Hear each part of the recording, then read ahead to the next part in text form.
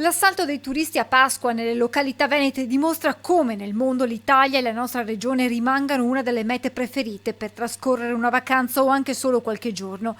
Dare risposte ai visitatori dunque è una responsabilità con la quale si deve fare i conti, risposte che passano anche e soprattutto attraverso le opere pubbliche, ancora di più se all'orizzonte c'è un appuntamento chiamato Olimpiadi invernali. Interventi che però rischiano di non vedere mai la luce o di subire forti ritardi a causa dei rincari delle materie prime. Lo stesso presidente Zai aveva lanciato nei giorni scorsi l'allarme sull'aumento del 20% dei costi delle opere in cantiere per i Giochi Olimpici del 2026.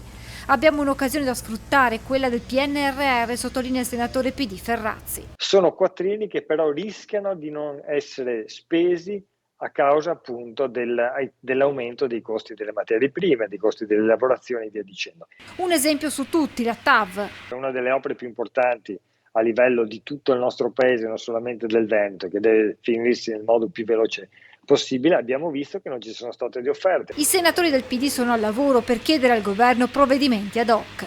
A ripensare per esempio tutte le nuove gare, perché è chiaro che ci sono delle gare che non si stanno chiudendo, non ci sono offerte, perché i prezzi sui quali erano state pensate sono superati, non sono più all'ordine del giorno. E dall'esecutivo è arrivato un impegno in tal senso. Ripensare queste gare con un nuovo preziario che sia, come dire, adeguato alla realtà dei fatti, in modo tale da mettere nelle condizioni le imprese di concorrere per fare le opere in tempo utile. Dopodiché dobbiamo anche tornare però a un punto in cui i prezzi tornano ad essere prezzi normali e per questo dunque non basta un nuovo preziario, ma servono delle politiche in questa direzione.